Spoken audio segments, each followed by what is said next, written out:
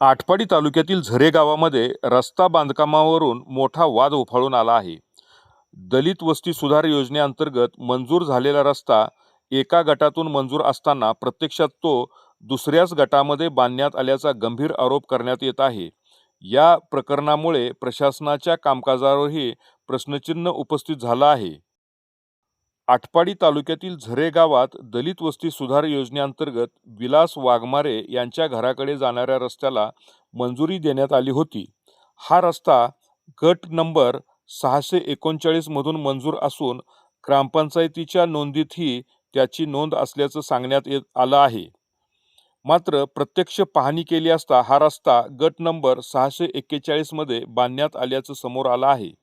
विशेष म्हणजे 14 फेब्रुवारी 2026 रोजी गट नंबर 641 ची शासकीय मोजणी देखील झाली असून त्याचा अधिकृत नकाशा तयार आहे.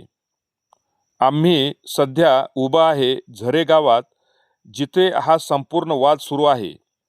मंजुरी गट नंबर 639 साठी, पण रस्ता बांधण्यात आला आहे गट नंबर 641 मध्ये. स्थानिक शेतकरी सोमनाथ पाटील यांनी याबाबत तक्रार केली होती. मात्र ग्रामपंचायतीच्या अहवालावर आधारित ती तक्रार निकाली काढण्यात आली आणि तो रस्ता जबरदस्तीने आणि दमदाटीने काढलेला आहे. आणि आता ठेकेदार आहे त्याचा समाधान किसन पाटील आणि सहठेकेदार आहे सुरेश पांडुरंग अर्जुन यांनी रस्ता काढलेला आहे.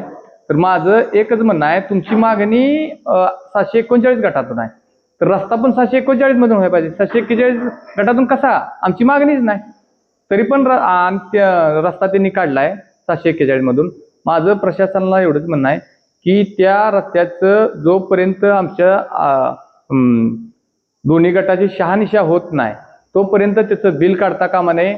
आणि मी 100% सांगू तो की माझं मोजणी केलेलं आहे, मोजणीचं एक प्रत माझ्याकडे आहे काय. त्यामुळं पहिलं तुम्ही दोन्ही गटाची शहानिशा करा आणि नंतरच त्याचं बिल काढा, काय करा.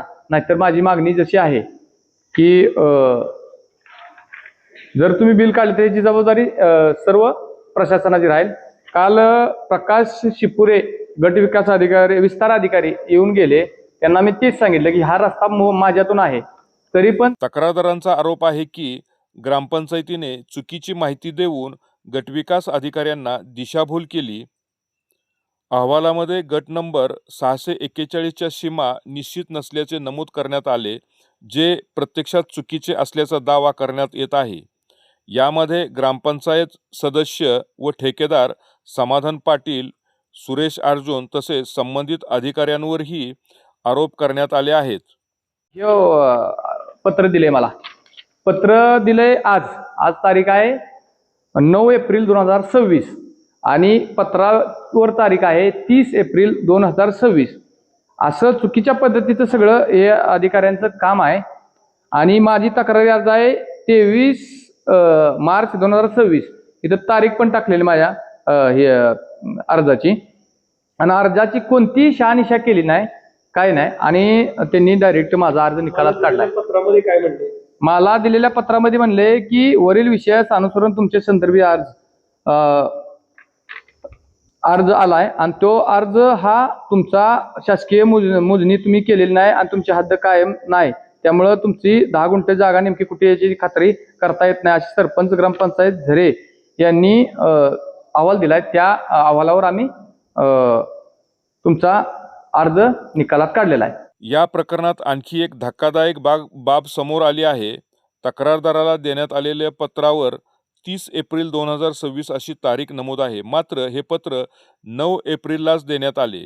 यामुळे पत्राच्या वैधतेवर प्रश्नचिन्ह निर्माण झालं आहे. या प्रकरणाचा तपास करण्यासाठी आम्ही आटपाडी पंचायत समितीच्या बांधकाम विभागाला भेट दिली. मात्र संबंधित अधिकारी बसवराज जोजन कार्यालयात अनुपस्थित होते. हालचाल रजिस्टरमध्येही त्यांच्या बाहेर जाण्याची कोणती नोंद नव्हती. कुठं राहायचं हो हां हां हां तिच्या भागातच तिथं असते, त्यांचा भाग आहे. तसं नव्हे, हालचाल नोंदवही कशासाठी केले? मुख्यालय त्यांचं हे आहे ना, मुख्यालय कुठं आहे त्यांचं? ते सगळे ऑफिस खाली पडले. विट्याला हे मुख्यालय हेच आहे ना. बांधकाम विभाग असल्यामुळं साईट चालू असते साईट. तीच की साईट चालू असते तर तांत्रिकचे बाहेरच असते ना साईटवर. ठीक आहे, असू दे. साईट असली की साईटवरच असते. बांधकाम ज्या माणसाला फोन केला तो माणूस फोन उचलत नाही. करतील तुम्हाला रिटर्न. कशाला करतील? आम्हाला काय करायचं? आमच्या घरचं काम आहे तेव्हा. बोला बोला बोला. बोलतो की एकदा फोन केला की उचललाच पाहिजे असं नाही. परत हां. माणूस रिटर्न करू शकतो. ठीक आहे, बरोबर आहे ना? ठीक आहे. तुमचं वर इथं कोण आहे आता? प्रभारी कोण आहे इथं? हां,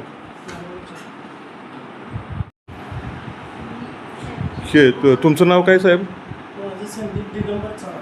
आय कार्ड कुठं आहे तुमचं?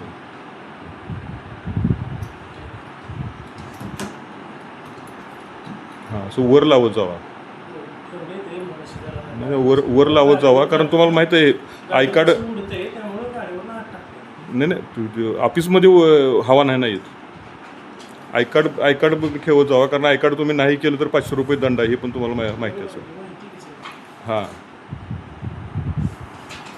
इतर अधिकारी विकास पाटील आणि गटविकास अधिकारी अजिंक्य कुंभार यांच्याशी संपर्क साधण्याचा प्रयत्न करण्यात आला. 8-7 मिनिटे ते तुमच्या गटाला दाखवा जरा. मोबाईल दाखवा यो. ती उलटी बाजू होती.